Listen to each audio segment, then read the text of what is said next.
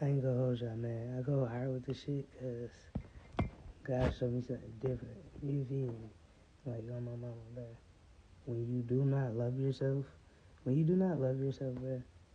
it leads you to do a whole lot of stupid shit in life. You feel me? Like, from my own experience, I could say not loving myself led me to do a lot of stuff that I didn't want to do. From sleeping with people that I didn't want to, from being addicted to drugs, dealing drugs, to being in these streets for real, and hurting people that I didn't want to hurt, and almost taking people's lives, and you know what I'm saying? Because I didn't know myself. I didn't know myself to love myself. And it's crazy because when I encountered God, it was like it was like He showed me love. He put the love back inside of me, and in Him doing that, I was able to see and know and love myself. You understand what I'm saying? So when He says that we're made in His image is love. And so when we stray away from that, loving ourselves, the love that's inside of us, when we stray away from loving ourselves, we do things for validation. We do things for attention. We do things for, um, things that's outside of ourselves, basically. And when we do those things, it comes back to us. You feel what I'm saying? Like, and so it leads us to be in this cycle of repetitiveness. You feel what I'm saying? And blindness, for that matter. You understand what I'm saying? Because you aren't able to see yourself correctly. Therefore, you don't know yourself correctly. Therefore, you aren't able to love yourself correctly. And anything that's going on inside of you is also going on outside of you. So you're not going to be able to love those outside of you either. You feel me? So at the end of the day, man, when I say I'm doing this for real, like I do this for real, feel me?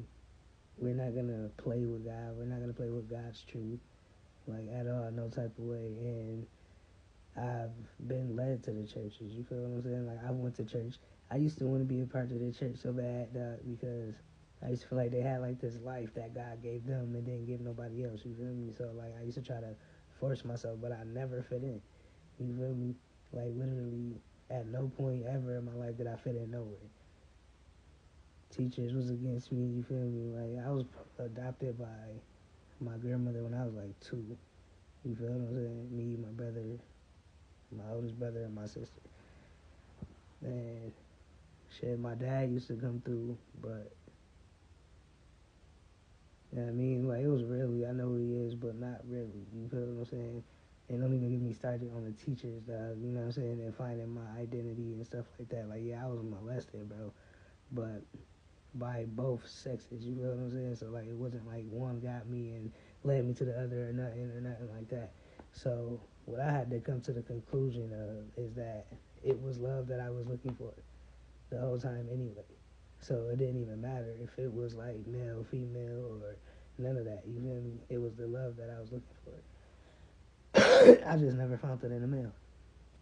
You know what I'm saying? God is intentional, God is purposeful, and I believe that He made us all colorful and He gave us intentional lives to journey through so that we can love ourselves regardless. You know what I'm saying? No matter what. Because when we love ourselves, we can't love other people. You feel what I'm saying? We can't accept and take on the life that God got for us type of thing. So, to me, for me, it's to have a relationship with God is to love yourself. That's basically what Jesus did. When He came here, He taught us how to love ourselves. He helped other people see that they could love ourselves because nothing has changed. Even back then, everybody was rushing to get married. Everybody was, you know what I'm saying, rushing to do a lot of things, but nobody had love in the midst, man. Nobody had love in their hearts. Nobody was operating out of love, and that'd be the whole thing about it. Because when we operate outside of love, it is considered sin. It's considered sin.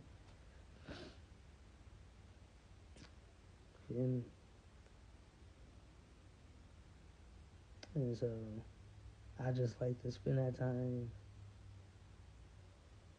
encouraging others because to not love, to encourage others to spend that time getting to know yourself so that you can see yourself correctly, so that you can love yourself correctly, and then you're able to love others, including your children, you know what I'm saying, your parents and the people that we blame, because when we spend time in a place of unforgiveness, we don't forgive ourselves either, you know what I'm saying, so it put us in a place of cycles, man.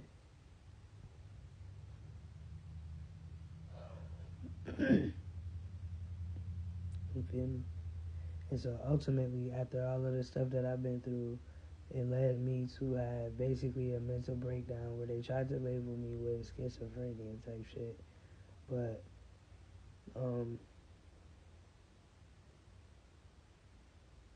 it was crazy, man. I can't even explain it, man. It's like I had to go to war with the things that was on my family, like addiction and adultery and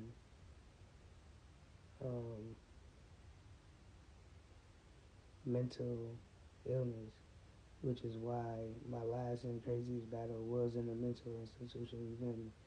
And when I say it was so crazy, yo, I've never been so scared in my life, man, like, for real. But God had to take me through that so that I can understand that none of this exists. When he say that love, when we say that, God is a healer, and we know that God is love, we gotta understand that love is a frequency. It is the highest form of spirituality, energy, whatever you want to call it.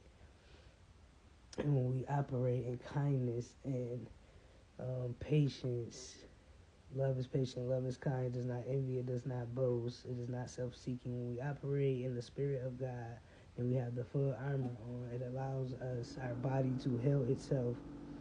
The mind heals, the heart heals, and ultimately everything within the body heals. You feel what I'm saying? That even the things around us begin to heal. And they know this. This is why they don't teach it to us. You feel what I'm saying? So love is a very, very powerful thing.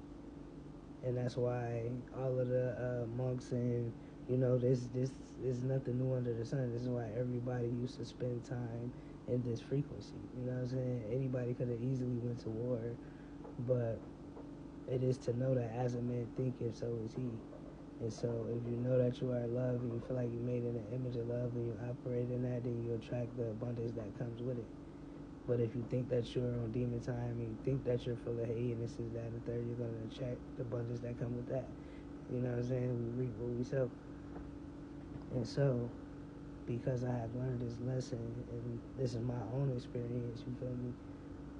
This is why I go hard like I do. Like, I'm not doing this for no entertainment, no nothing. Like, God literally witnessing me walk out my truth. You know what I'm saying? And humbleness and vulnerability, my experiences with God, man, and how it's changed my life, yeah. You know what I'm saying? Starting from the inside out, because he was showing me things that I didn't even know was there, let alone was an issue that needed resolved. You feel me? And so when I talk this self-love thing, it's like, it's important. You feel me? And so because I only got 10 minutes and we already 9 minutes in, I'm going to wrap it up there, you know? And if y'all want to know more, then hit me. And I go into further details about anything, questions I got to ask. But my plan is for us to journey this out together, because at the end of the day, we are one. I believe God when he said that we are all connected. And I know I'm not alone in this, you feel me? So at the end of the day, I would love to walk this out with the rest of my soldiers, you feel me?